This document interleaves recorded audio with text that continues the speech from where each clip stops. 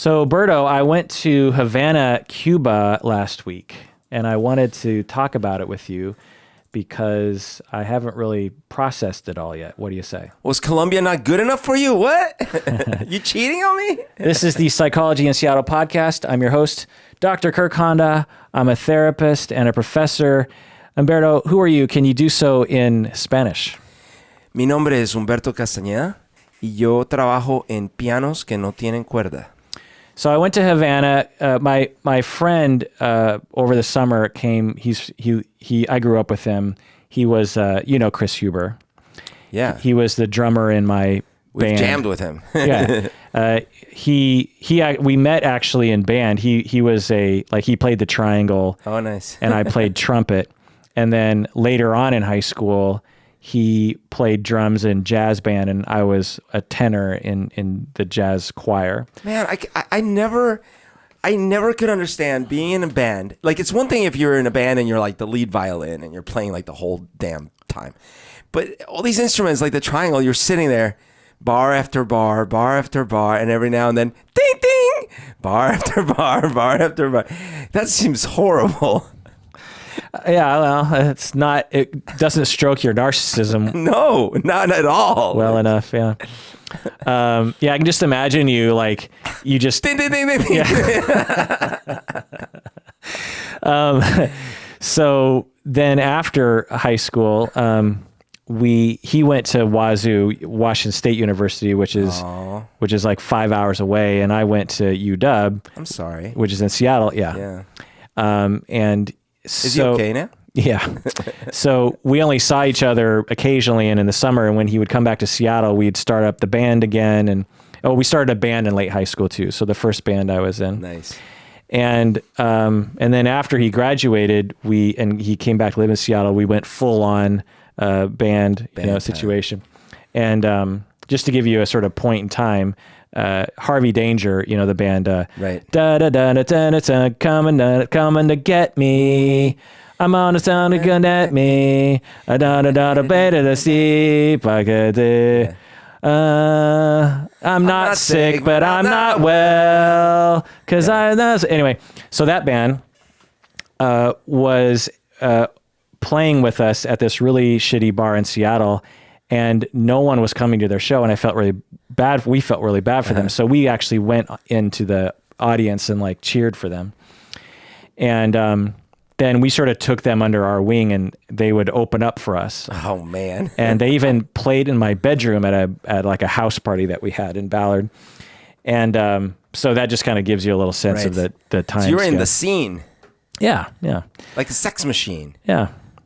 It was like on the coattails of Soundgarden and Nirvana and all that kind of stuff.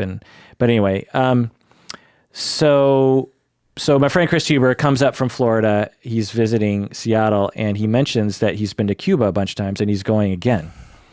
And it's just a short flight. It's like an hour from Orlando. Right.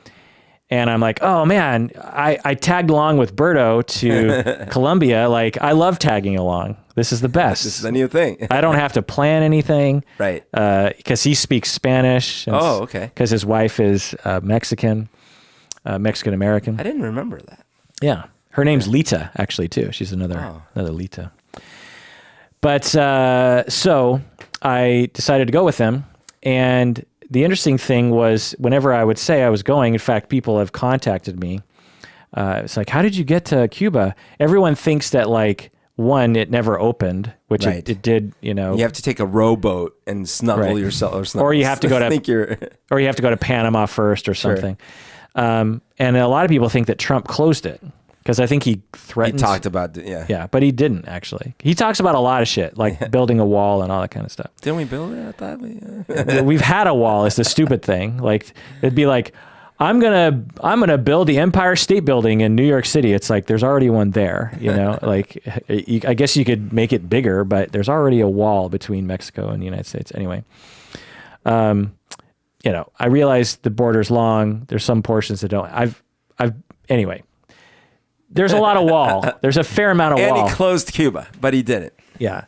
And you have to have a reason to get a visa to go to Cuba. So you have to so you do need a visa. you can't just travel for vacation. Oh. Yeah, you have to have some. So I said I was going for the podcast, which is legit because now I'm doing a podcast about it. So the first thing I realized as soon as we land is that get off the plane, go through the TSA, and there's men and women working in the airport in Havana.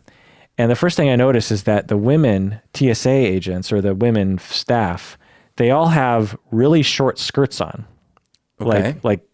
and very tight outfits. Okay. Like think Star Trek 1966, Yeah. And their stockings, which they would wear, were like fishnet stockings. Oh, what? Not all of them, but some of them. Like fancy fishnet stockings. They're at work. It's like 11 in the morning and and I just thought, wow, that's interesting. I mean, what do you think about that? You're Latin. Like, explain this to me. That's not Bogota style. Okay. In Bogota, everyone's dressed like business casual generally. So that's surprising. Yeah. Right. So it's just sorry, it reminds me more of like Rio de Janeiro or something. Okay. I don't know. Not that I've been there, but I imagine Carnival. Well, so this was all over Havana, which is that there's they're kind of correct me if I'm wrong, but I hear this from women from Latin America. They will say there's a lot of traditional gender politics. Oh yeah. Okay. Yeah, there's a lot of machismo. Right. And women have to be women. And the men have to be men. Yeah. And the Cuba situation, I think, is even more pronounced. Sounds like it. For some reason. And so the women, I have no idea, were the women voluntarily, because in Havana itself, people are dressed the way they want to dress. Yeah. And the women tended to dress extremely revealing. Wow. Like very tight. Men and women wore very tight outfits, but the women's outfits were extremely revealing. When is our trip to Cuba again? Huh? When is our next trip to Cuba? Yeah. So I couldn't tell if this was a patriarchy thing or a sexual liberation thing for themselves. No, I don't think so. Okay. But I did see this one thing when I was flying out at the airport. I was sitting down, just kind of waiting for my flight, and there are outside of. So one thing is the security it's not really quite the same. So I could see the tarmac pretty easily, just right beyond this one window. And there's these women sitting. They look like they're on a break, and they're just chatting. They're TSA or airport people, airport women. 3 of them are chatting, and they're talking. And this janitor guy comes by me. I'm in this room kind of all by myself. I could have been the only one in the room. So the janitor guy kind of walks by me, and he's pushing this broom. And he kind of looks at me, and he gives me this kind of like, knowing look, like he's like, how's it going? And he walks over to the window with the women, and he starts to kind of knock. He's like, knock, knock, knock. And then he kind of looks at me, and he's like, okay, just wait, and then what? And then the women aren't, they don't notice. He knocks. He does this like probably 10 times. Knock, knock, knock. The women are completely ignoring him. I mean, in the beginning, I thought maybe they can't hear him, but he was eventually really knocking. Really knocking. Their heads are against the window. Right. They're completely ignoring me. Eventually, one of them turns around and is just like, okay, and they kind of like wave him off. He kind of looks at me. He's like, yeah. Like what?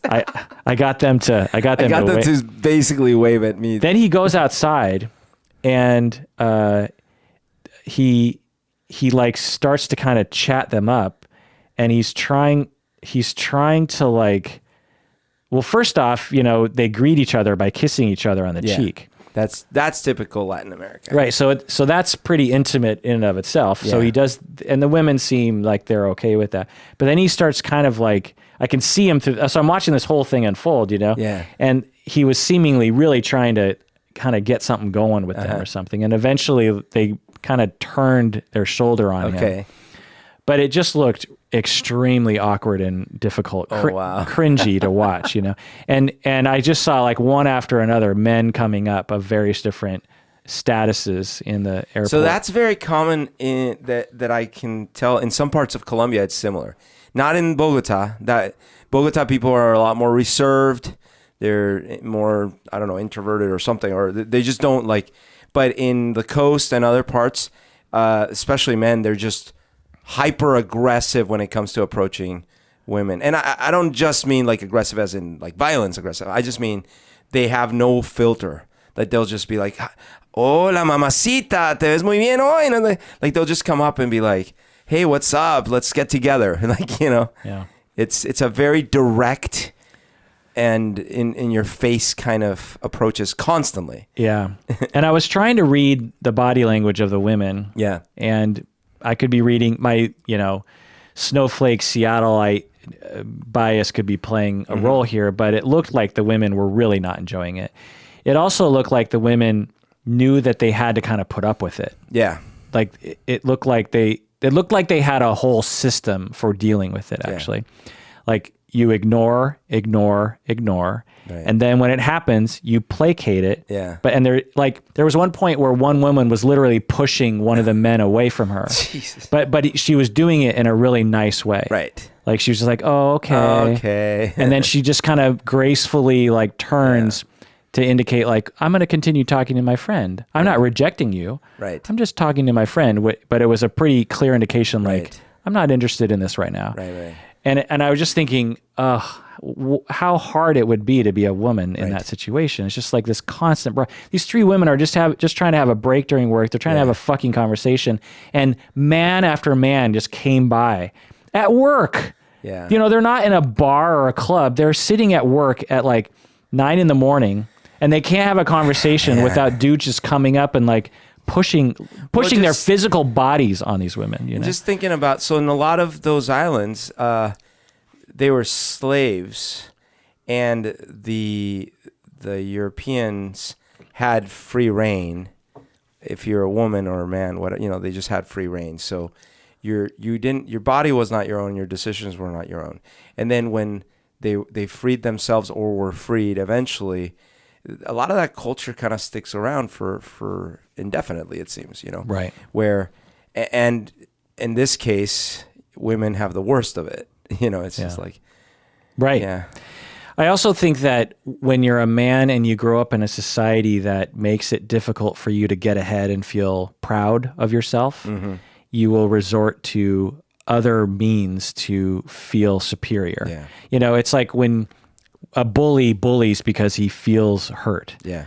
When you feel like crap and someone's putting you down and you don't feel good enough, one strategy is to put other people down. Sure. And if you don't feel like a man and you don't feel like you're earning enough money or you don't feel like you're, cool enough, then one way that society will let you assert some power is by, being sexually sort of in your face to the women. Yeah. Okay. I'm not going to dog on Cuba the whole time, but I just had to get that out there because I just feel like that was one thing that I observed.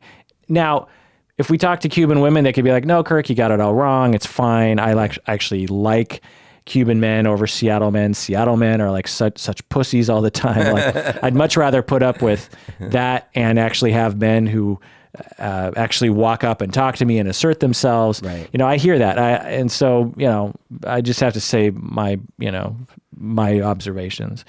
I did talk to some women about things like this, which I'll get into in a second. But the other thing was they don't have any internet, so they have roaming, which I could have paid hundreds of dollars, because your phone is constantly data. Yeah. Like God knows how much that all costs. So did you just turn your phone off, basically? Yeah, so I just turned my phone off. Ironically, next week AT&T is rolling out one of those $10 a day. Oh, no way. things. But so you missed it because we used that in Colombia. Right, for $10 a day. Right. You get to have full. And I've never done that before, by the way. This is the first time I could enjoy that. I'd never been able to turn my phone on when I wasn't on Wi-Fi. Well, I had it on, but I had it on airplane mode. This time I could actually wander around with internet. Just like in Seattle. Right. You have GPS and Wikipedia. And traveling with the internet is so much better because you can be like, you'd be like, "What's this? Where am I?" All this kind of stuff. Anyway. And so I was trying to think of the last time I went off grid like that. And the last time I was off grid would have been in Japan in 2007. On purpose. Well, imagine, or because you also didn't have data. Oh yeah, Right. 2007. right. Duh. Right. So it's been 11 years Yeah. of having the internet within 2 feet of me. And so it was interesting. I dealt with it a lot better than I thought I would, actually. It's when I don't have the notifications, Yeah. I don't actually think about my phone very much. Yeah. The one thing I did miss was, again, having Wikipedia. Totally, and the maps and Yeah. No, I hear you. I was the same way when I could turn my phone off. It was refreshing in a way, but it is frustrating when you're like, oh, I need to find a why. Like I remember times where I needed to call an Uber. This was like 2 trips ago, but I can't. Because I'm not going to turn off of airplane because it'll immediately start costing me an arm in LA. So I need to like, hey, excuse me, do you have Wi-Fi I could use? Like I go store to store until finally I could find one, turn it on, get the Uber. It's just frustrating, right? Right. Yeah. Yeah. So I was completely off grid. Yeah. And they don't have Uber in No, of course Cuba. They barely have Wi-Fi, actually. There were these, there was like, super rich restaurants would have Wi-Fi maybe. And do they have free access to the internet? They do. So Okay. what they do is, so a lot of people have smartphones now in Cuba. Not everyone, obviously, but many people did. And what you do is you actually have to go to a specific store that sells cards for time on the internet. Oh yeah. And then you have to then walk to a park that has Wi-Fi, and then you pay, you dial in your number, and it's like the old days with minutes on a cell phone or something. They do that in a lot of, like Colombia has that, India has that, a lot of places have that. Yeah. It's interesting. Yeah. It's like, I couldn't figure out how much it would cost, but I think what ends up happening for people is they don't end up using a lot of Facebook or anything, because Facebook, you need, it's something you check while you're on the toilet or something. It's not something you can only do every now and then, right? Or maybe they do, I don't know. But my impression was that they would use the internet in that way for kind of like important things, like you have to email someone, or you have to FaceTime with someone in the States, family in the States or something. Now, is Cuba still communist? Yeah. But they're not part of Russia, right? Like they were part of the Soviet Union. Well, when the Soviet Union collapsed, they broke ties. They broke ties. Yeah. But if Soviet Union was still around, they would still be part of it. From what I understand. Okay. But they are communists. Okay. Yeah. Very hot and humid, even for the locals. So I was like, oh my God, it's so hot. And I was just dripping with sweat all the time. There are particular times when it would get really bad. But I was... So there's fans everywhere? There's fans, and our place had AC that kind of worked. But yeah, whenever I got to a fan, I was just like, oh... that sort of heat where you feel like your brain is frying? Yeah. And you can't think straight, It was kind of like that. I mean, when I picture Havana, I always picture everyone's wearing white. There's lots of those, palm tree branches and fans going at all times.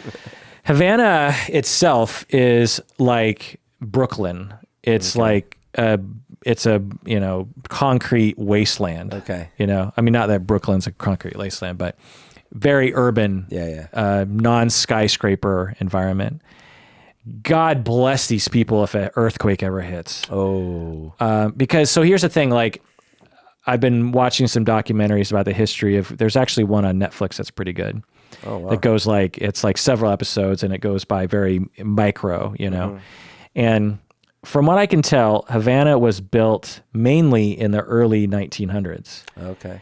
When there was the sugar boom. So there was a time when it's a plantation colony, basically. There was a time when the world sugar was supplied by Cuba, particularly to the United States, and no one had any other substitute, either synthetic or beets or anything. Wow. And so in the early part of the 1900s, and throughout the world, like Cuba was just making so much money, and there was a lot of investment, and there was a lot of building, a lot of construction. And then after World War One and then you had the stock market crash and all that kind of stuff. There was this massive problem economically, and then you had World War II, and then you had Fidel Castro, like the revolution, basically. Yeah, in the 50s, and then everything stopped because then you have the United States basically embargoing the Cuba, and the Soviet Union could only help so much, or cared to, I don't know. And so the main economic boom was in the early 1900s. And so everything in Havana, every structure, every sidewalk, every road, every infrastructure element was probably built in that time and has since only been sort of patched, repaired, kind of. Got it. There were some shopping areas that I thought this might have been built in the 50s, maybe the 60s. Wow, so everything's old. Old and dirty and broken. Like everything is broken. So like, because not only things break over time, things fall apart, and because they're so poor, oh man, and they don't even have the materials. Do you know what I mean? Like it's basically, because of the United States, it's been completely cut off from shipments of things, not completely, obviously, but at the very least they can't afford things. And so people are completely just improvising. Who do they trade with? China, Honduras? They trade with other Latin American countries, and you'll see some Chinese things. They had sort of an affinity with China because they're another communist country. Right. In fact, they have a tiny little Chinatown and a Chinese cemetery, actually, that I saw. Okay. I also saw a monument to Ho Chi Minh, which was interesting. Huh. But yeah, so everything is pieced together. The hotel, the nicest hotel in Havana, everyone points to, ooh, this nice hotel. And well, it's not the nicest hotel, but it's one of the main nice hotels. Yeah. And I go in there. It's apparently where Beyonce and Obama stayed when they came to Havana. I go in there and I have breakfast, and I have to go to the bathroom. I have to go number 2. Uh-huh. I'm in Latin America after all, and I got sick. I'll tell you about that. You mean numero dos? Yeah. And the male bathroom was closed, and so I asked the guys, like, "Is there another male bathroom?" And they're like, "No, use the female bathroom." Okay. And I'm like, he's like, just make sure there's no women in there or something. Okay. And I'm like, okay. So I kind of stand outside, and I can tell like some people are in there. A woman, she comes out. I rush in, hoping no other women come in there. Yeah. Because I have to go. One toilet has no toilet seat, and the other toilet does have a toilet seat. Like in Bogota. Yeah. I go, and then I realize there's no toilet paper. Oh no! And I check everywhere in the entire bathroom. There's not a single paper. Oh my gosh! There's not a single paper towel. There's not a single, shred of toilet paper. I'll spare you the details of my improvised version. I managed, but it wasn't pretty. Ugh. And that's the nice hotel. Sorry. That's the nice hotel. That's the nice hotel. That's the nice hotel. Oh man. No soap either. No soap. There would be, now I'm not dogging on the Cubans. What I'm saying is this is evidence of severe poverty. Yeah. Like shaving off of things that you can't afford. You're just trying to pay your employees. You don't have money for this or that. No. Soap was almost never around. The water pressure was almost really low, was very low, a lot of places. And if they did have soap, sometimes it would just be like in a little Dixie cup. Like there'd just be a little soap, and you're supposed to just sort of, you know what I mean? It was just like sprinkle. Yeah, it was a lot of improvisation, I could tell. Wow. But anyway. So by the way, the no toilet seat and no toilet paper is definitely clearly nowhere near as severe a problem in Bogota. But I got caught unaware there too years ago, because I go into a bathroom, and in many places they steal the toilet seats. So you're like, where's the fucking toilet seat? Oh, I remember you telling me that. Yeah, and so like sometimes you have to just squat. But then one time I go in and I'm like, fuck is the toilet paper? And luckily I hadn't gone, but I had to go so badly. And I'm trying to figure out where it is. And they sold it. they had a little vending machine outside of the bathroom where you'd have to buy little bits of toilet paper. God, I would have killed for that. Yeah, I mean, I'm imagining. So it's really bad. Yeah. But at least in Bogota, you had a little vending machine for the toilet paper. And then, of course, in Cuba, they follow that practice where you're supposed to put when you wipe your butt, you're supposed to put it in the garbage can. Have you seen that? Oh. Yeah. Oh, I guess I've heard of some places where they say don't throw the toilet paper in the toilet. Yeah, they say put it in the garbage can. But it's called toilet paper. No, just kidding. Anyway, let's take sorry. Break? Yeah, let's take a break. When we get back, let's continue this conversation. What do you say, Berto? Yeah.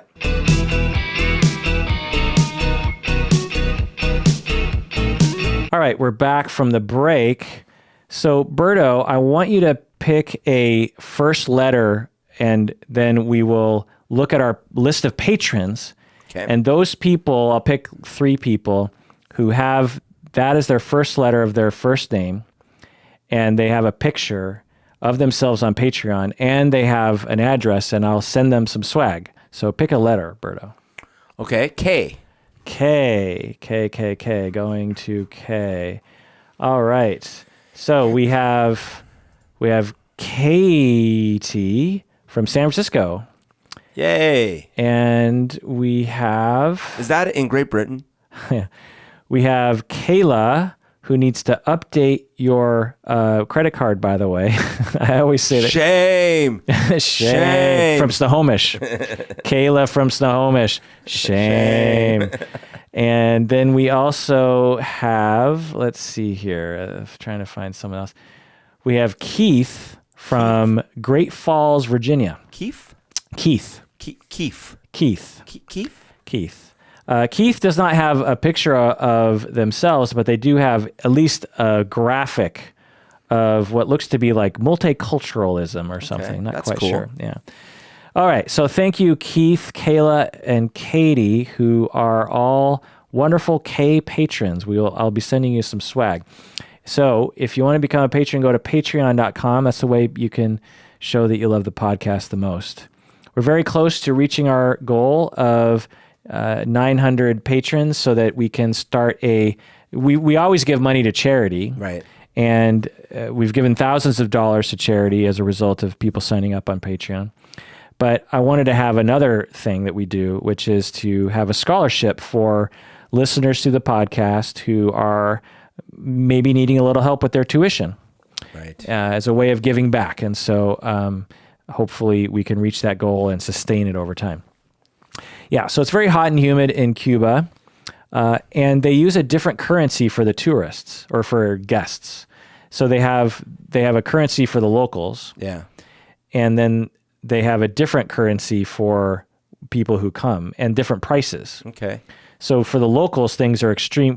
Compared to what I'm dealing with, are very cheap prices. Okay. But for people traveling, they have more sort of Western. So they can make more money with that. Right. Yeah. That makes sense. Right. So from what I could tell, it's like at a restaurant. It's still very cheap though for me to go. But yeah, if you're a local. So another interesting thing was that there's a lot of taxis everywhere, and famously they have those old. Yeah, you put a picture of the old Chevys or something? Yeah, there's Chevrolets, there's Fords, there's Buicks, old Studebakers. And so because the embargo, from what I understand, at least American cars stopped coming to Cuba. And also, I think there was tourism during the communist or during the during the 60s, 70s, 80s, but it wasn't Americans. It was people from other places. And this culture started to emerge around these old cars and being painted these fancy colors like pink and red and stuff. But over time, the car would break down, right? So all these old Buicks and Chevys and Fords don't have the original engine in it. They've swapped the innards. Yeah, for like a Toyota engine or something. And, thank God that those old cars have a gigantic engine, right. You chassis. can fit whatever in there. Right. But but there's taxis of all kinds. You know, the thing I thought I was going to see was like all the cars in Cuba were going to be from the 50s. Sure. But like actually very few were. It's just, those are the ones that stand out. Those are the classics. But they have a lot of the same cars that were in Colombia. You got the Peugeot. Chinese, I'm sure. You have I don't know if I saw Chinese. Oh, really? But I saw a lot of Peugeots, a lot of Renaults, like were in Colombia, a lot of MGs, which I didn't expect to see. Yeah. So just a lot of those kind of little cars, compact cars that aren't from the States. So a taxi ride for us would be pretty cheap. Across town would be like $10 or $15 or something. And you always negotiated verbally before you got in the car. You just said, I'm going here. And they're like, you know, how much? And the other thing was a lot of the taxi drivers didn't know where we were going. And so there's a lot of time sort of telling people where to go. And there's no GPS because no one has a cell phone to tell where to go, you know? So it would be about $10, $20 in American. But for the locals, it would be like 10 cents. Oh, wow. And it would be like a joint share ride where you ride with many people. And the taxi by law is supposed to pick up anyone who asks them to come. It's like a bus. Yeah, exactly. Okay. So a taxi will be going to point A to point B and will pick up people along the way. So you can you could take you a lot longer depending on. Right. But you'll get a ride there. Yeah. Because there weren't really that many buses. There were some buses, but anyway. Lots of bikes? Lots of bikes? No. There were scooters. Okay. And motorcycles with sidecars. Oh. Lots of motorcycles, bless you, with sidecars. The other thing, everyone's outside all the time because it's so hot and there's not much to do inside. I saw someone watching a Miami Heat game, which was interesting because they can get Florida. Oh, TV stations. Yeah. Right. Because that would be that makes sense. One of the closest bunny ear kind of situation. The interesting thing about Havana that I found was that was totally surprising to me is how much art there is. Oh. I mean, when you think of Havana or Cuba, do you think of like artists? I think of music. You think of music. So there's a ton of music, which I'll get into. Yeah. But probably more art. Wow. There is like art galleries all over the place, real like underground art. Like I would walk into this really dirty old building, like warehousey kind of place, and there'd be three guys, currently paint. Lots of active painting. Not like this is my collection. It's like I'm in the middle of making something. You know, it doesn't actually surprise me now that I think about it because, first of all, art and simple, not simple as in, meaning some kinds of art and some kinds of music are almost free to do. You know, you don't need a lot of wealth to be able to get into painting or get into playing some kinds of instruments and things. And there's a initial kind of investment. Yeah, and then you can do it. But then you have that thing for a long time. And then you also have more, sadly or whatever, have more time and reason to do it. Right. I think that was a thing that resonated with me, which is that you have a bunch of people who have no internet access or the little bit they have. Because to me, it was like, if I just have a little bit of internet access, I'm going to be like, fuck it, no more internet. You know, I would, I'm guessing a lot of people are just like, nah, I don't really care about the internet, you know? Right. And so it's like, well, how do you pass the time, you know? And what do you do? There's limited availability for creative outlets and communities of people to get into. The other thing is there are a fair amount of tourists who, you know, might buy something that you make. And art can sell for a lot of money. Yeah. You know, you could sell something legitimately for, you know, a couple $100. Yeah. And to someone in Havana, that could be a fortune. Yeah. And if it takes you, you know, a week to do that, it's a great investment every time. Yeah. So I think that was the thing. But also I just think there's just a culture of it seemed to me like culture of just really liking to create things, you know. Interesting. You're outside, you're not on the internet. Yeah. You just want to I just saw a lot of people kind of whittling and Right. painting and, you know, putting things together and it seemed, I don't know if it's the right word, but it all seemed very folk art. Yeah, I mean, you can see the same thing in Colombia and all the little towns and stuff like that. All these artisanal. Like, remember we went to the flea market? Yeah. All those little creations, everyone yeah, that's a very common thing. Right. Yeah. So lots of rum and lots of lots of cigars. So I have a box of cigars You got here. some Cuban cigars. I'm going to bring it over to you here. So they're no longer illegal, right? Like they're legit now. So smell these. What are they? Whoa. It smells a little like manure. That's what I thought. I was like, it kind of smells like manure, like manure, dirt. But so these are cohibas. Oh, those are supposed to be really great. Yeah, they're supposed to be the best. And do you want one, by the way? Do you smoke cigars? I don't smoke cigars. Okay, well, it would go to waste with me. But I don't smoke cigars. Thank you either. for the offer, though. But I'm gonna give these away to other people who are more deserving. No, if deserving listeners, if they can smoke it, go for it. I would just display it somewhere. Now listen, I want to make a little point here. It's very tempting because listeners out there are like, wow, that place sounds really sketchy in terms of how poor it is and all this. And it's really tempting to conclude, well, yeah, communist country, what do you expect, right? But here's the thing. You just described almost every Latin American poor area. Right. You can go to, you were in Bogota. That's the richest part of the country, right? But all you have to do is go south about 2 hours in Bogota to run into extreme poverty, right? And then when you go to the little towns, like a lot of Colombia is in dire poverty, right? Yeah. And I've been all over Mexico in places like that. Right. And absolutely. And there are places in this world that having said that, there are rich-ish places in of course, Mexico City, right. And Monterrey. And I think this is the point. There are places in this world that don't call themselves communists, they don't call themselves socialists, but when you look at some of the Saudi, like the Saudi countries, they actually have an economy that gives stipends to every citizen out of all the petroleum money. That's socialism, right? And the ruling class is exorbitantly wealthy, and the overall country is very, very well off, and it's because they have a richness of resources. Right, they have something that everyone in the world wants, so they pay a lot of money for it, and so they can do that, right? And so the thing is that I wanted to make this point because we also, like you said, embargoed that country for decades, and so it's not, we cannot conclude it's like, oh yeah, of course they're in abject poverty because they're communists.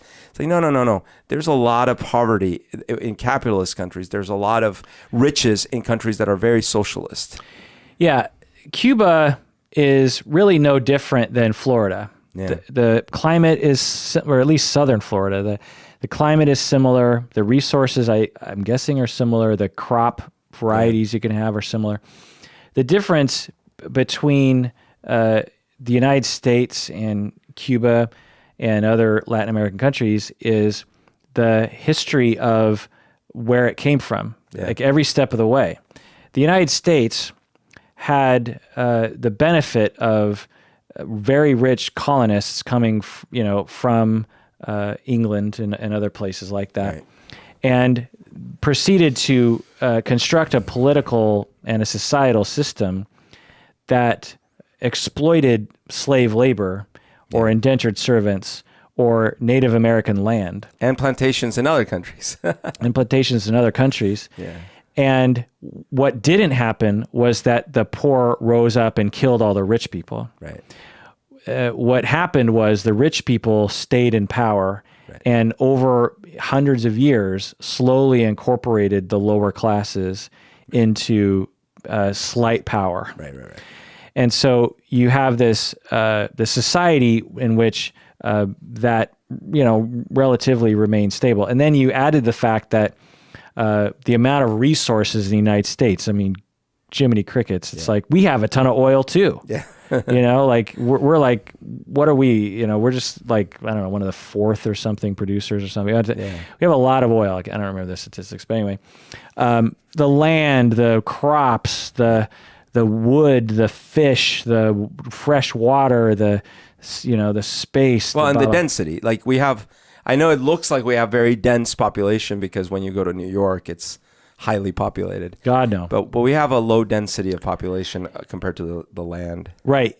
I've taken road trips all the way from Seattle to Key West.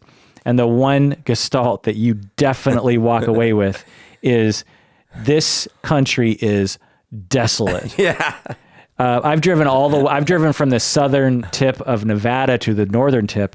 And boy, there you really realize it. Yeah. No one lives in this country.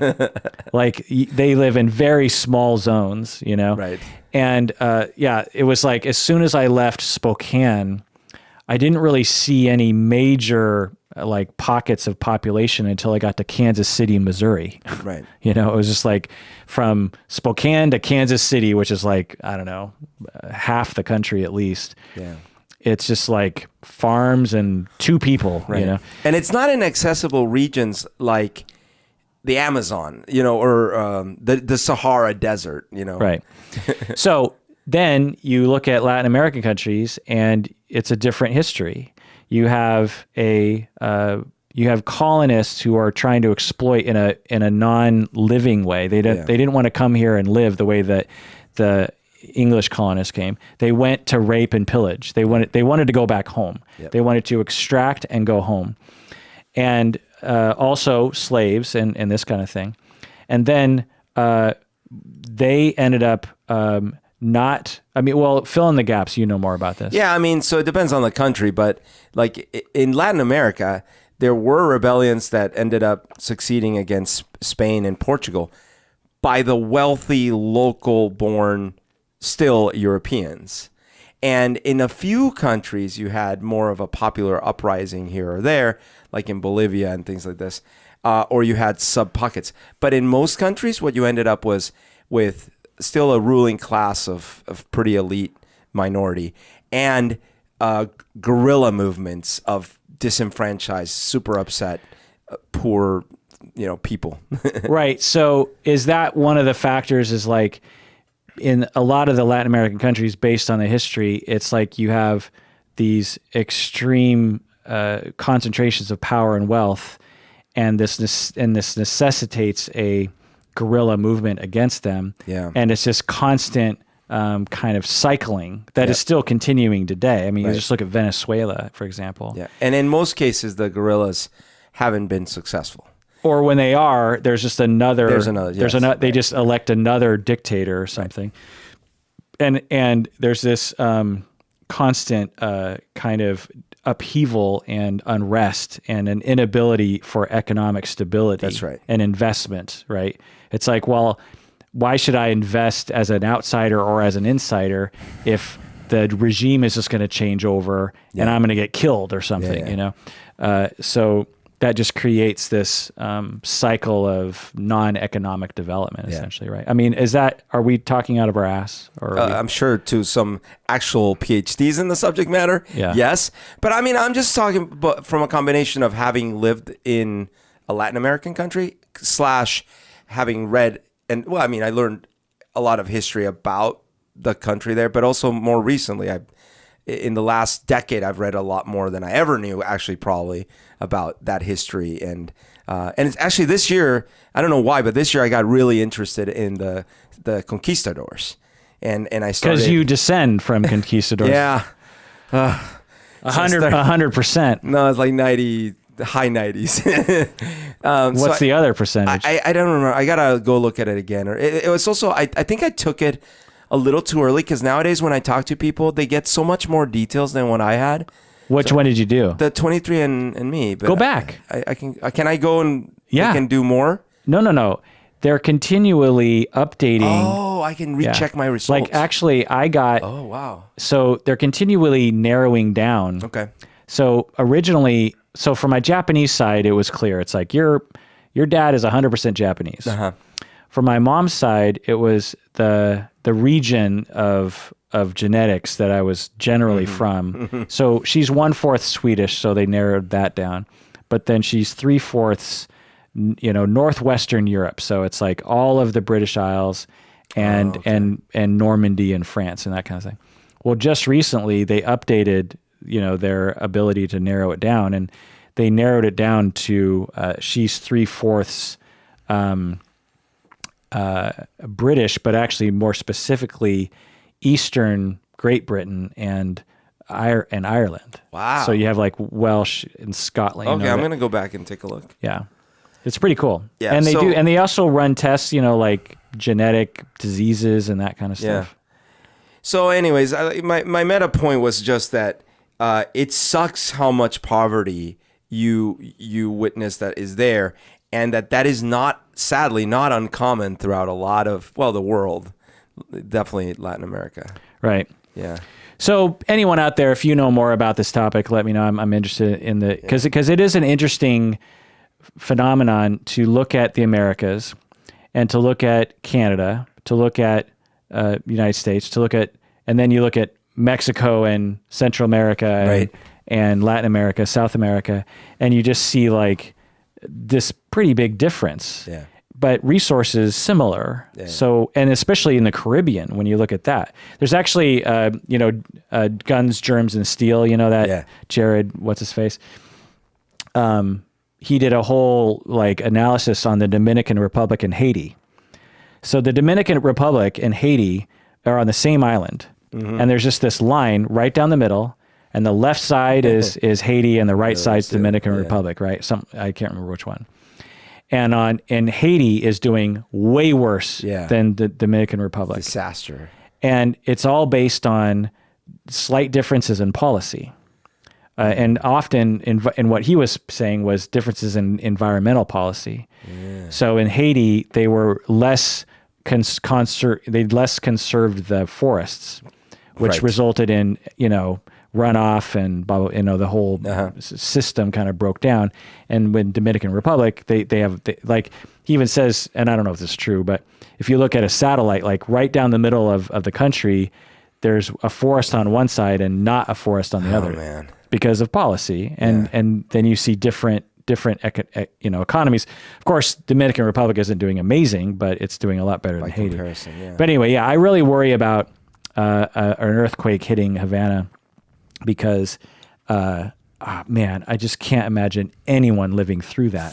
Like the whole city would come crumbling down. If Haiti was anything like Cuba in this way, I have no doubt that so many people would have died. Yeah. And to hear about like Puerto Rico, that the floods and everything, like it really, so that's the other thing I just want to say is like, I've known intellectually about poverty.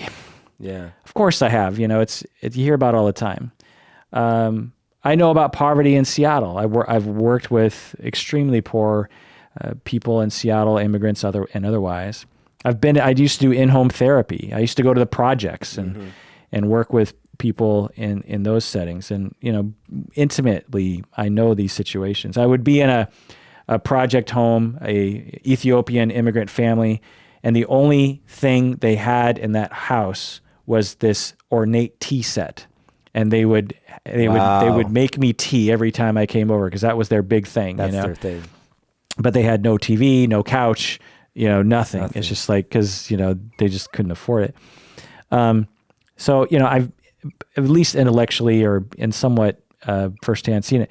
But after going to Havana, I now have a deep sense of what poverty really is, what it feels like. Like I was talking with people because I was really curious about what it's really like economically for people. So this one guy, he's actually in the National Ballet, and he's traveled all over the world. He's a Cuban guy.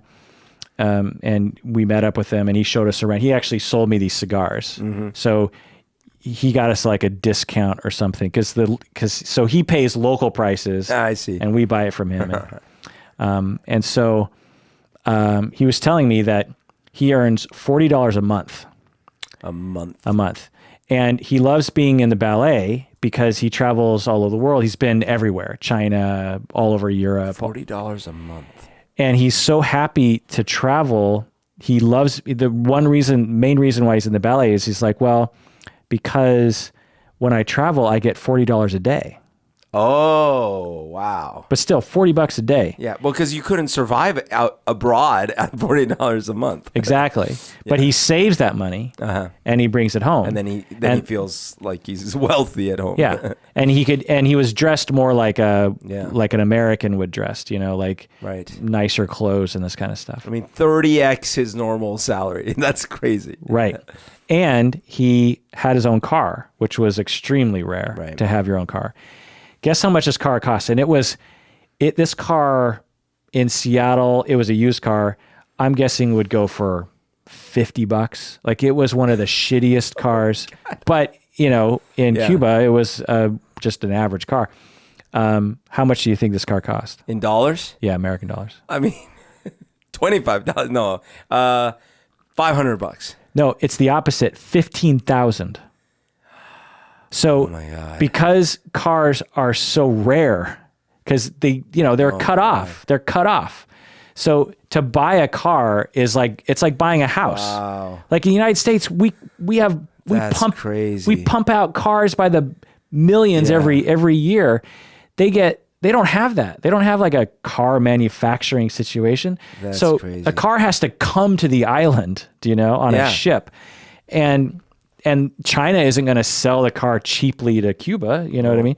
So at least from what I understand. So anyway, he has to pay $15,000. So imagine how many $40 checks from the ballet traveling. That's inconceivable. He would have to save to buy his own car.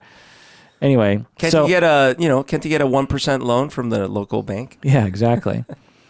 And there was this woman, a young woman I was talking with, 27 years old. Jesus. She has a 7-year-old child, and her mother, who's our age, who has breast cancer, is dying.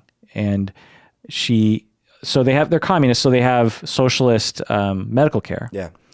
But if you want good medical care, you have to pay for it. Mm-hmm. I don't know. I didn't know if it was black market or like it was extras that you could pay for. Right. But she couldn't afford it on her salary. All of her money. So she worked, 60 hours a week. That was the other thing. Like anyway, I don't know if she worked 60 hours a week, but anyway, she worked a lot. And all of her paycheck went towards food for her kid, her younger brother, who was still a teenager and living at home, and her dying mother. So she's supporting her mom, her 7-year-old child, and her younger brother. She has to pay for their food. Yeah. And she can't afford any extra money to actually pay for medical attention for her mom. The stress of her mom dying, right? Young from something, I don't know, but I would suspect if she were in the States and she had caught it early enough, she could have been treated, To die at 47 from breast cancer in the United States is not very rare. Yeah, not very common. So I'm just listening to her. So it took me, at first when I'm talking, and this is the case with this is the another sort of gestalt I got from Cuba, is I would talk to people. People would come up to me on the street and be like, "Hey, where are you from?" And I'd be like, "U.S." You're like, "Oh," because Americans are kind of rare, if they see me, they think I could be from anywhere, because lots of people travel to Cuba. Do they speak English? Well, first they would speak Spanish to me. It was similar to Colombia in that of the people rarely who did speak English, they spoke very little. Okay. Which I'm finding that I'm regretting not taking Spanish in high school. But anyway, so a lot of people would come up to me, and at first they're just like, "So, you're here in Havana, you like it?" And I'd be like, "Yeah, it's great, it's great." And they're like, "Yeah, Cuba is wonderful. The people are great. The music, the food, everyone's out all night long. It's like the art. They talk about it." And then I would sort of ask more questions, and they'd sort of slow down a little bit, and then I'd eventually, I think they realize, oh, I guess I can be honest with this guy, and they start telling me like, "Yeah, there's no work. It's really hard. Like it's too hot for me. Like I don't like how hot it is. Yeah. I can't leave. I want to leave, And they would always end with the same phrase: Cuba is shit. Oh. Doesn't that break your heart? Yeah. They just like, Cuba is shit. And like this one guy, he comes up to me off the street, we're chatting, and you know, he gets to that point. He's like, yeah, Cuba is shit. And he's like, you know, when do you fly back to the States? And I'm like, oh, a couple of days. And he was like, man, I don't know how he phrased it, but he essentially said, I would kill to like fly to the United States. And he's like, if I ever make it to the United States, I'm never coming back. Yeah. And he also, and he did this sort of like, this sort of little dance. He's like, I would work so hard. Yeah. He's like, if I got there, I would work so hard and I would be a rich guy. Right. Which to him means minimum wage. Yeah, sure. But he has like an apartment. Yeah. And he can afford things that he could never afford in Cuba. And it really just makes you realize it's like, yeah, of course people are undocumented in the United States. Yeah. The benefits are so great compared to the consequences. Yeah. Getting caught by ICE, getting, you know, imprisoned, is like after talking to these people, I'm realizing like that they would gladly go to prison for 5 years on the chance to make this happen, you know?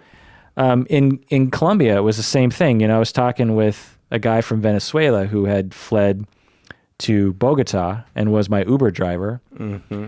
And he was talking about how he just wishes he can stay in Bogota. Right. He can't, and he was like, I don't even dream about going to the United States. Right. I just want to stay here. And to me, in a couple of days, I just got on a plane and went back. Yeah, right.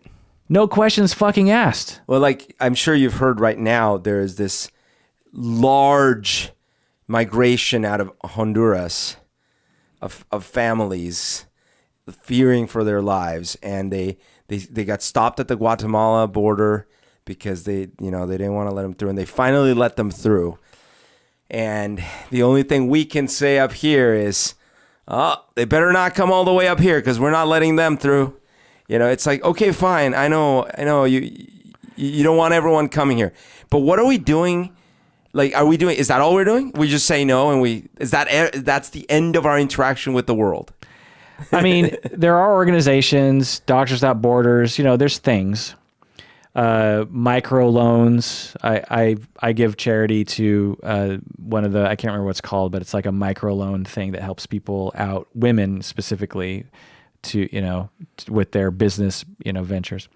So there's things that government and private sector are doing, but I just couldn't help thinking all these people need is like stability and a little bit of a jump start. Yeah.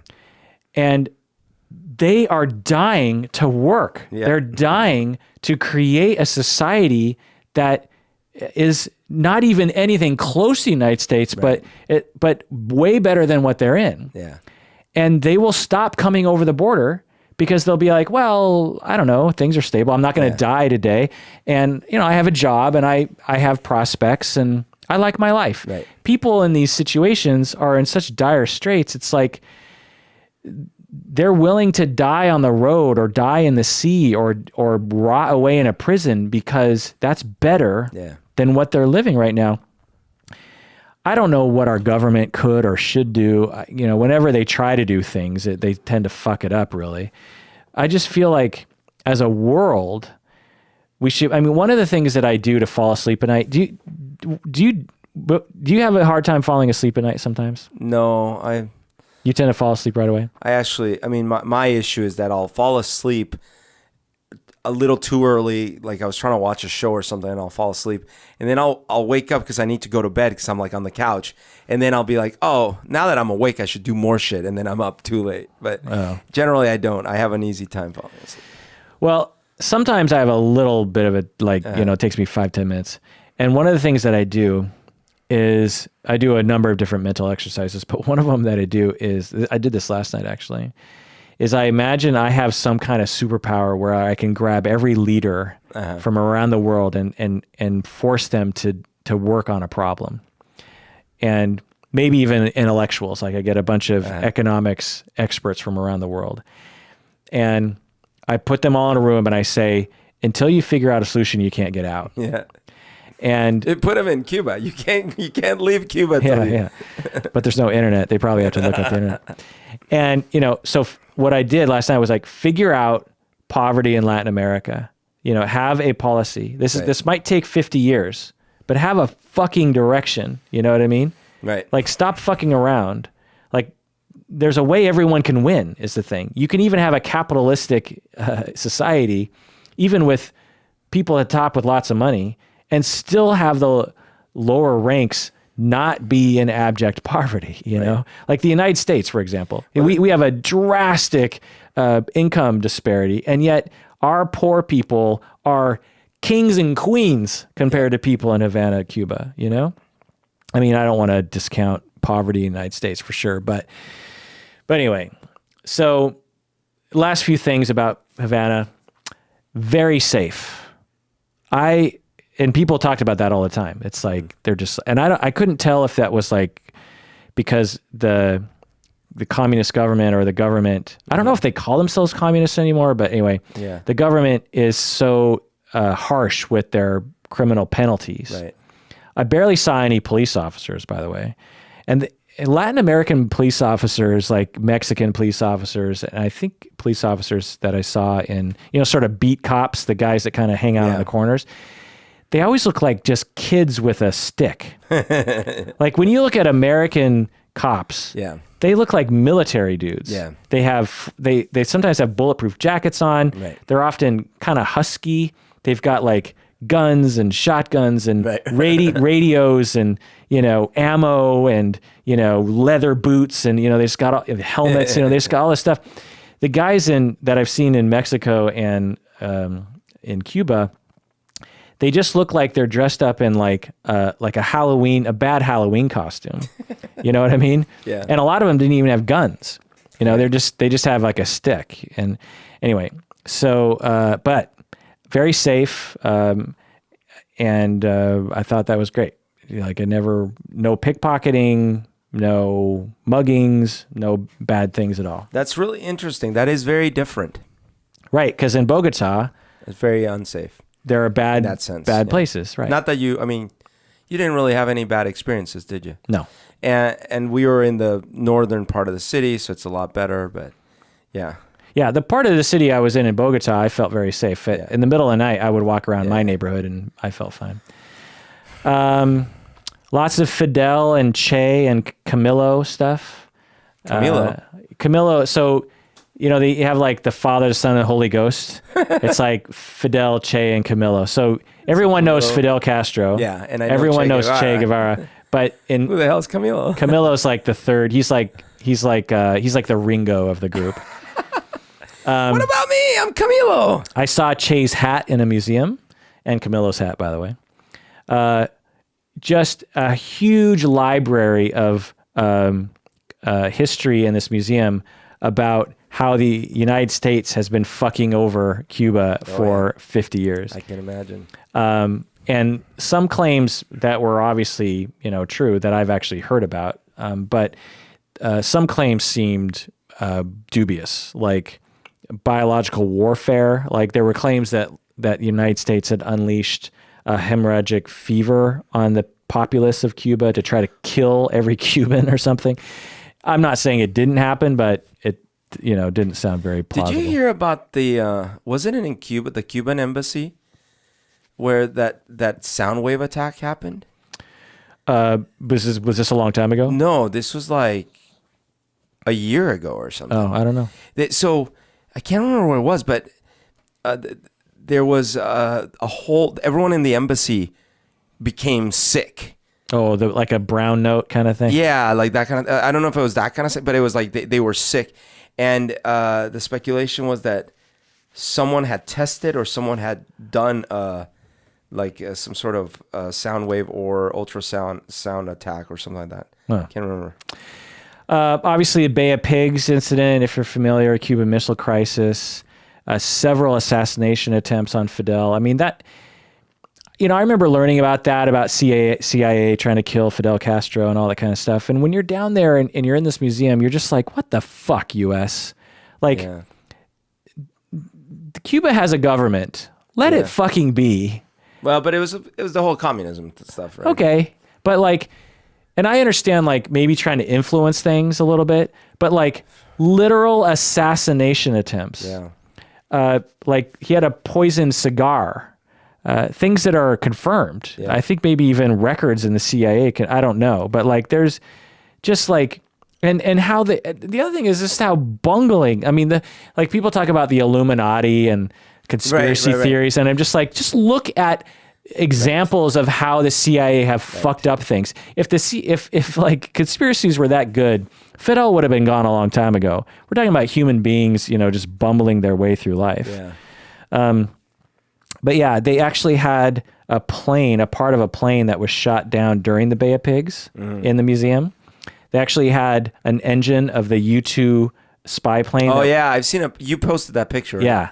It's crazy. Yeah, it's like, this is their pride and glory. Is like at the museum, there's all these artifacts of the United States that were shot down. It's amazing that they were able to repel the invasion. Bay of Pigs? Yeah.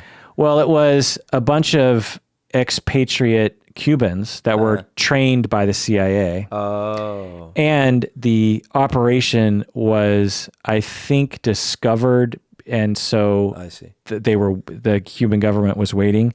And the operation had all these kind of problems with it. Like they weren't supported enough, and all this kind of stuff. But yeah, it was pretty embarrassing for the CIA to be a part of an invasion. The other thing is like, you know about Guantanamo Bay. Yeah. So if you don't know out there, you've probably heard of Guantanamo. The United States has a military base in Cuba. Yeah.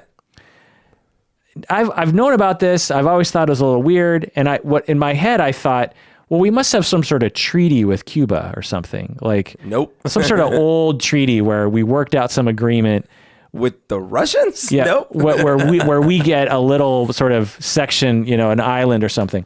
No, we essentially invaded a long time ago and just occupied. Right. And they didn't have the ability to kick us out. And the Soviets didn't have enough clout or something or reason to go to bat for that. And so we have not only do we have like a possession of land in Cuba, but we have a military base with just a fence around it, in Cuba. So this would be the same as if North Korea had a military base in Seattle. Imagine if like a neighborhood of Seattle has a North Korean military was a North Korean military base that we obviously didn't want there, but it's there. And they have more powerful military. We can't do anything about it. Right. That's fucking bizarre. That's crazy. I understand why we would have a military base on, say, Puerto Rico, because it's a territory. It's a territory. But Cuba, it's bizarre. Yeah. And we send prisoners there who are being treated unconstitutionally because we don't want to have them in the United States, because if they're in the United States, then they have to be treated well, right? That's the whole point, right? So they're in this sort of no man's land of Guantanamo. It's just very strange. And it's just like no wonder that everyone hates us around the world. And it's no wonder that no one trusts us. With 50 years of like trying to do all this stupid shit to Fidel and all over the rest of Latin America. Right. It's just like, my God, what's wrong with us? And it's pretty interesting that it's still, the government's still around since 1959. Fidel managed to sustain power in the face of the United States. Yeah. That's pretty unique, right? Yeah, it's crazy, yeah. Because there's so many other Latin American countries that didn't fare as well against U.S. influence. Yeah. Music was great. Lots of cats and dogs that I couldn't tell if they were feral or not. People tended to treat them better than other countries treat their animals. Like Lots of cats? yeah, a lot of cats and dogs. All the dogs looked the same. They were that sort of, The mutt kind of. but like a particular kind of mutt. It was sort of like I don't know, a smallish dog. Anyway, very few stores, and the stores that were around had almost nothing. It think of communist country where like one whole aisle of just like vegetable oil, and it's the same brand. Right. And then another aisle of like beer, Yeah. From like Vietnam or something. Yeah. What else do I say? I mean, were there... Are there wealthy people? Local wealthy people? Yes. So this tour guide, again, a guy who just walked up to me and said, "Hey, would you like a tour of Vanna?" I'm like, "Okay." I'm like, "How much?" He's like, $30. And I'm like, yes, $30, for my own private taxi driver and my own, a separate guy who is the tour guide. Yeah. But he took me to Miramar, I think it's called, which actually the houses there looked like a sort of like a bad neighborhood in LA or something. But actual homes with fences and landscaping and stuff. And he said that in that neighborhood is where government officials, they're rich, and the mob. So there's a mob apparently in Cuba, and they all live in that neighborhood. But it still wasn't rich, Right. So, I mean, I don't know. I'm sure there are some people who happen to be extremely rich, but they're probably in the government, Right. But yeah, the vast majority of people were extremely, extremely poor. So the gestalt that I'll say, or the overall thing I'll say about Cuba, is the people. Everyone's super nice, very polite, very forgiving, happy on the outside. The ones that I managed to talk to told me they were very sad on the inside. I mean, to me, I can't imagine this because I've never had to. I guess you maybe did when you were 10 or something, but maybe you're too young to feel these feelings. I can't imagine feeling like if only I lived in this other border area, then I could live my true life. Yeah. But because I live in this border area, I will never be able to live the life that I want to live. I just can't, that feeling of just like being trapped. Yeah. I can go anywhere in the world. Right. And then come home. I can go anywhere and come home. And these people can't even leave their zone, It's, yeah. No, and even if they could, they wouldn't have the money to do so, I mean, I certainly dreamed about, I did dream about living in the U.S. again since I had lived here when I was young. But it was never a feeling of impossibility for me. So, I mean, my mom lived here. And you had lived here. And I had visited and I had lived here. But so the most it was, and I certainly felt, certainly towards the late 80s, when every night the news was more and more horrible, I certainly felt that feeling of like, this is a mess, like this is an irreparable mess, right? And I thought, and in fact, that's why I ended up leaving, right? Is because the opportunity presented itself, and in spite of having to leave everything and everyone, I'm like, yep, I'll take it. But it wasn't something where I'm stuck in life and I have no, that I can't relate to. That seems horrible.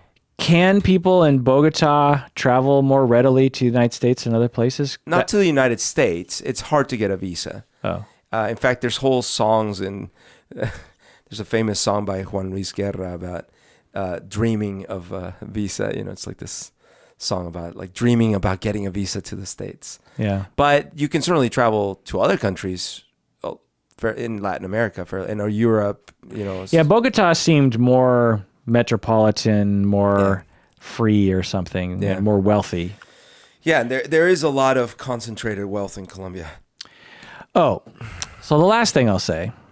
So I just want to say, Cuban people, wonderful, fun, open, party all night. My God. One night I was, Huber, my friend, he's like, so you probably don't know what time it is. Just take a guess. What time do you think it is?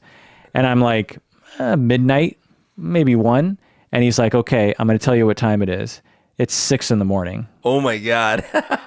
And I was astounded because, you kind of gauge your energy or time by people around you, and like, is it like when you had arrived or something no, it was like, when you go out you have dinner late and then you go back home, you have a drink, and then you think about going out at midnight. Yeah.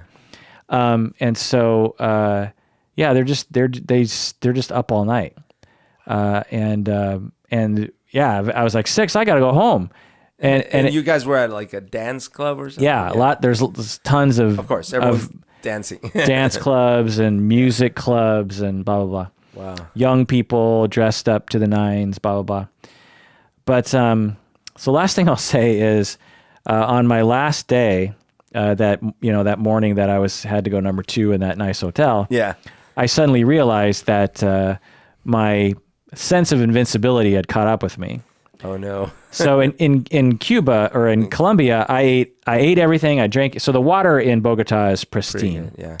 But I ate raw fish in Colombia. I ate street food. I ate meats and lamb and beef and chicken and pork and I ate everything. What did you not eat? Like vegetables, blah, blah. And I've had other trips where there was some worry of, and I did fine. And so in Cuba, there's like, well, maybe avoid the water, but maybe it won't be so bad. And so, I just, proceeded to eat and drink everything that I could, including, fruit from a streetcar, street food. And then one night I had ice cubes, and I thought, well, this is probably not good, but I don't know, I'll be fine. So diarrhea happened. Oh. I haven't had this kind of diarrhea. And it's what day is it? It's Thursday, and so I got this on Sunday. So Sunday, Monday, Tuesday, Wednesday, Thursday, it's 5 days now, 5 full days, and I still have massive diarrhea. Have you been taking electrolytes and all that stuff? I feel fine. But oh my gosh. But that first day, I slowly got worse and worse and worse. I got a fever. It's Sunday, so nothing's open. No pharmacy is open. Oh, terrible. And there's no internet, so you can't do anything. I can't Google what I have. Were you shivering? No, I was just really hot. Okay. But mainly it was just like lots of diarrhea and confusion and that sounds horrible. And being tired and stuff. Yeah. And then so I just stayed in bed while my friends went out without me, which was fine. But they took care of me, like because they had to take. So Chris Huber actually found a tourist hospital that happened to be open on Sunday. Oh wow. He goes out there and they sell medications out of the package. They don't sell you the box. They sell you like some of the box. Okay. So I got medication with no explanation of even what it was. Oh no. And like no pill or something? No dosage, no what is this? And so it was like a one of those anti-diarrhea things anyway. Yeah. So I took that. It didn't really work. My friends are like, okay, you need to, I was told you need to drink this apple juice. Apple juice. And you need to drink Sprite. So they got me apple juice. They got me apple juice and Sprite. I get back to the States and everyone I'm talking to was just like, apple juice, you do not need to be drinking apple juice. Apple juice can cause you diarrhea. Yeah, it can irritate your gut. And like sugar and da-da-da. Like, and it was just funny, like the looks on everyone's faces, like, they gave you what? You know? And so it's actually a miracle I made it through it. And then the next day we were flying out. And just before we get into the cab to go to the airport, I have emergency diarrhea. Meaning that you have to go. Well, I didn't even really make it. Oh no. I'm so sorry, man. So painful. So I'm thinking I am not going to be near a toilet, for periods of time. Yeah. If this happens again, what just happened to me right now, I'm going to be on the plane or Right. I'm going to be walking to the airport. What am I going to do? Because this was like every 10 minutes. This is my worst nightmare. Oh, you know what I mean? Like I would drink a can of Sprite and it would go out. and it would 10 minutes later it's just like Yeah. explosive, like I think your sphincter can only hold on for so long. Right. You know what I mean? Anyway, so because your body's like, I don't know what you put in here, but we got to get everything out. right. So I pack all the clothes I can possibly pack, assuming that I'm going to crap my pants. Yeah. And then I'm going to have to change and I'm going to have to throw away my clothes and Yeah. put on some random Right. old laundry that I've designated as laundry, but now I have to reuse. Yeah. You know what I mean? Long story short, that never happened. Oh, good. As soon as I walked in my house, though, it happened. Though it was like my body was like, I went many times. I went every 10 minutes. I was like, but yeah, it's still pretty I'm so bad. sorry, man. That is, the last time I can remember having, no, it must have happened after that. But the one really, really bad one I remember I've talked about is when I went in 2001 to London. And remember I mentioned that I had eaten something in the airport in Bogota and I shouldn't have. And I got sick.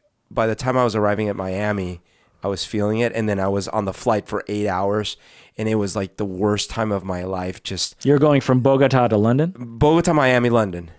And so for 8 hours in that flight, shivering, constant diarrhea, throwing up, like delirious with no apparently they don't carry medicine in these airplanes. I'm like, Yeah. Do you have nothing for me? It was horrible. That's the last time I remember being so sick from food. Were you just sitting in the bathroom the whole time? Pretty like I actually it was so bad that the person sitting next to me ended up getting sick I think out of proximity bias or something. Like threw up? Well, meaning that I noticed they started going to the bathroom a lot too. And eventually, I think they moved. Like, it was so bad. I'm like, and it got to the point where I was just sitting there in my own little, like, shivering and just like in my own little world. Yeah. Wondering if I was going to live through this thing. Yeah. I've never been so happy to enter my house. Yeah. And to be in my own bathroom. Oh, I can imagine. Like, it was just like back home. There's a toilet seat. Yeah. There's toilet paper. Yeah. And to have the internet to tell me, like, this is what you should be eating and drinking. Yes. Oh my God. In Colombia, they might have it here too. So what they would do is they would toast rice and then make water out of, like, kind of like a tea of toasted rice. Yeah. So rice helps to solidify stool. I learned that from the internet. I think bananas and applesauce or something. Anyway, so I think that the toasted rice in the water lets off potassium and a little bit of other stuff. And yeah. Yeah. But now I'm adding. So I have a travel packing list. I have that I always like check off whenever I leave town. I always like diapers. Well, maybe. Maybe. But man, if they sold diapers in Cuba, which you would have just bought them all. I would have bought them. But bringing Pepto-Bismol. Oh, right. And then electrolyte packets. Yep. Because I don't know. I guess I never think of this, but man, It's true. Right. Because like if you're in a foreign country, one, you might not know how to access it, or two, you might not have access to it. And so, yeah. That's crazy. I'm so sorry you had to go through that. I can't wait until that ends, Like in the middle of us podcasting, I had to get up and go to the bathroom. What's the final word on Cuba, Berto? Well, it sounds pretty tough. Some of it sounds interesting and colorful, like the art and the music and the parties. It does sound tough. It sounds familiar in some ways to things I've seen growing up. I can't say I want to visit, but I do say that, man, I want to do more thinking about what I can do personally, obviously through voting, but what else can I do? What can we do to help these other parts of the world that are so unbalanced compared to us? Right. Yeah, I mean, one of the things we can do is vote for politicians who support policies of real economic development in these other countries. Yep. You know, sometimes that might mean tax incentives of just like, look, GE, if you put a plant in Cuba, here's a tax incentive. Because not because we're about the bottom line and the money, but because we're about not only altruism, but also, you know, the rising tide, you know, rises all boats, or whatever they say. When Cuba suffers, when Latin America suffers, we suffer because they end up coming up here because they have nowhere else to go. And then, you know, it's not that bad of a thing because our society can absorb them easily. I mean, all you got to do is look at our fucking economy. Yeah. You know, we have what, how many millions of undocumented people, and we have a robust economy that's doing gangbusters. It's like, I think we're okay with the immigration thing, you know, but they took our gerbs and yet we still have a ton of gerbs, you know. But anyway, we could be doing it selfishly too, for sure. And yeah, I just feel so hopeless about it, honestly. So I'll say this, is that if I hadn't got sick and I wasn't a snowflake, I would have walked away from Cuba saying that was an amazing time, fun country, great food, great dancing, you know, great art, great people. Can't wait to go back. Great service. You know what I mean? I can't wait. Like, and the people I was with, that's because they've been so many times. Right. That's to them. It's like Hawaii. That's cheap. You know, it's like cheap Hawaii to them. Right. But since I'm such a snowflake, I'm just looking around and I'm just like, I don't know, man. Yeah. Like, this doesn't feel good. Right, There's something really disjointed about this. And so like, I didn't want to save money. You know, I was just like trying to buy as many things as I could just to spread money around, you know? Yeah. All right. Well, that does it for that episode of Psychology in Seattle. Thanks for joining us out there. Please take care of yourself. ¿Por qué? Porque tú lo mereces.